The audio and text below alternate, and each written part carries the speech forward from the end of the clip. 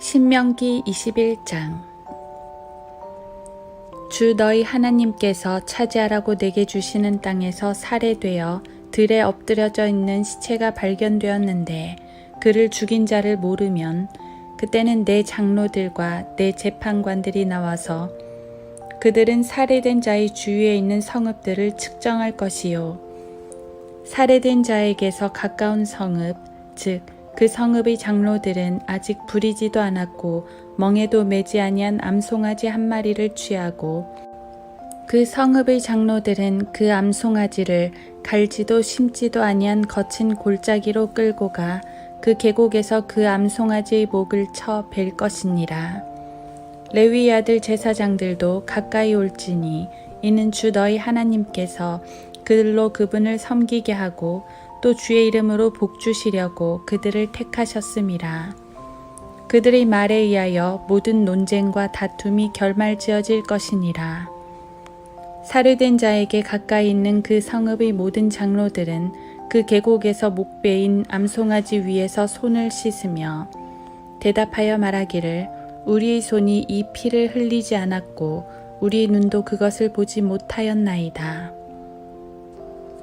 오 주여, 주께서 구속하신 주의 백성 이스라엘에게 자비를 베푸시고 무죄한 피를 주의 백성 이스라엘의 책임으로 탓하지 마소서 하라.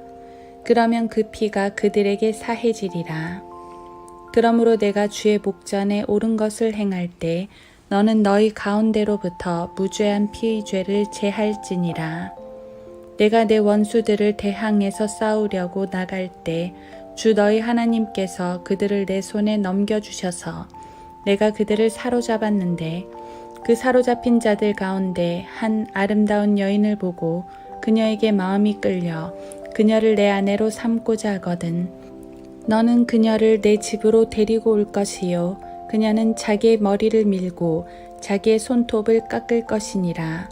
그녀는 사로잡힌 자의 의복을 벗고 내 집안에 있을 것이며 자기 아버지와 어머니를 위하여 한 달 동안을 애곡할 것이요, 그 후에 너는 그녀에게로 들어가서 남편이 되고 그녀는 내 아내가 될지니라.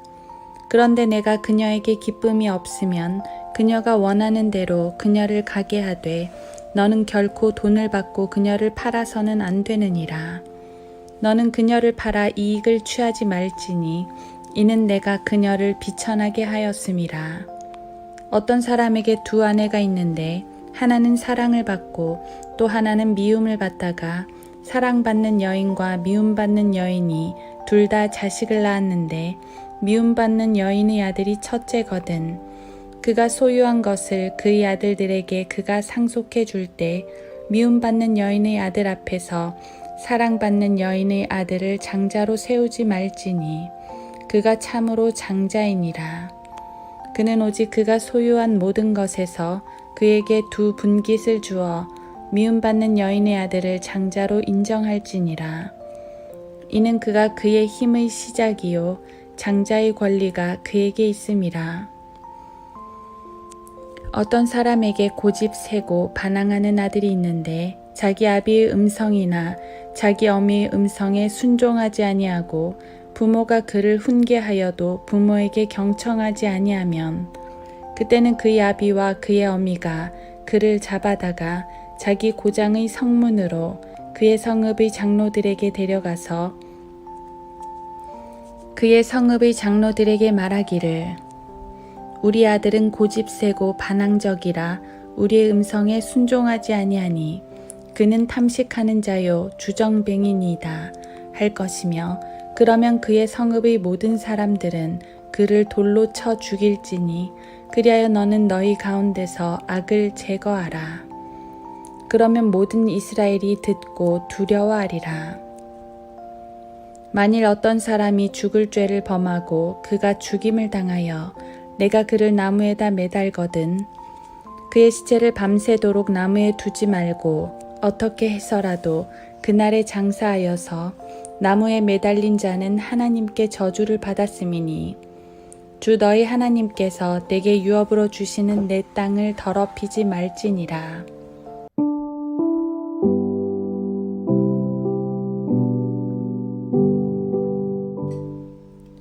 하루 한 장 신명기 21장. 그의 시체를 밤새도록 나무에 두지 말고 어떻게 해서라도 그날에 장사하여서 나무에 매달린 자는 하나님께 저주를 받았음이니 주 너희 하나님께서 내게 유업으로 주시는 내 땅을 더럽히지 말지니라. 신명기 21장 23절. 율법은 그 자체로 엄격한 규례지만 신약적 복음을 잘 예표해주고 있습니다.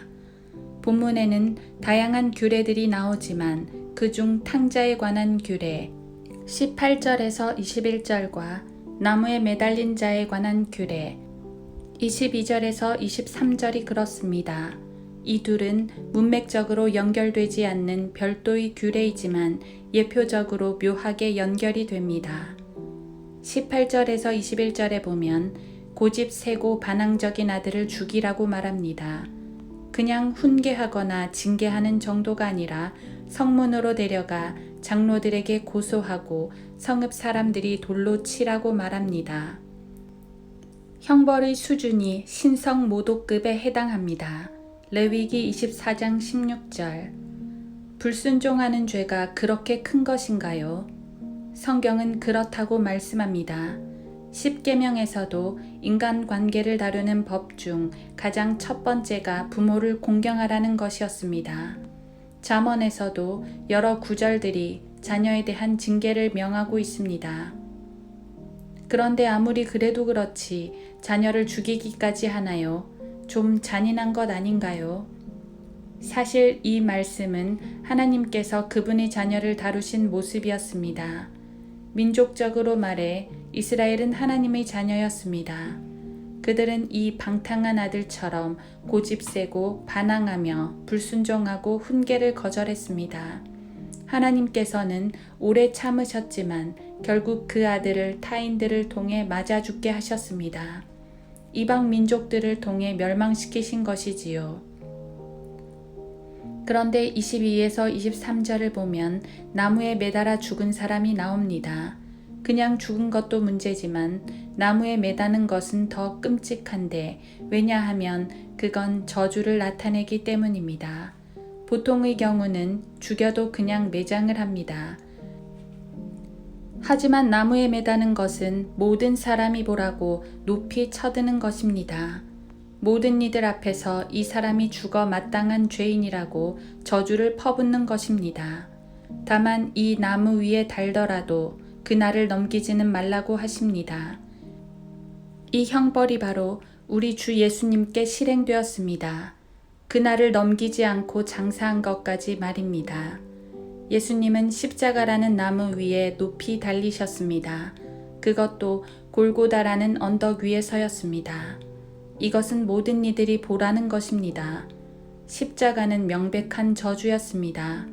십자가 위에서 예수님은 아버지께 철저히 버림을 받으셨습니다. 사실은 이스라엘이 받아야 할 형벌인데 이방의 모든 죄인들이 받아야 할 형벌인데 고집세고 반항적인 아들 같은 우리 죄인들이 받아야 할 형벌인데 말입니다. 예수님께서는 왜 죽으시는 것도 모자라 저주까지 받으셔야 했을까요? 그것은 바로 우리가 저주 아래 있었기 때문입니다. 예수님께서 받으신 저주는 우리가 받아야 할 저주였습니다.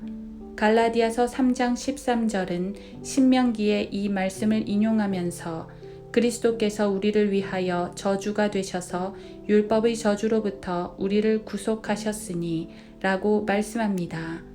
자비로우신 하나님께서는 고집세고 반항적인 우리들이 받아야 할 저주를 독생자께 내리심으로써 우리를 용서하신 것입니다.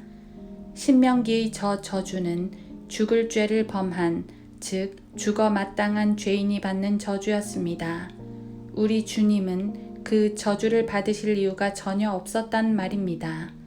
그러니까 하나님의 심판을 잔인하다 말하면 안 됩니다. 그분이 친히 그 심판을 받으셨으니까요. 그분의 심판은 오히려 은혜입니다.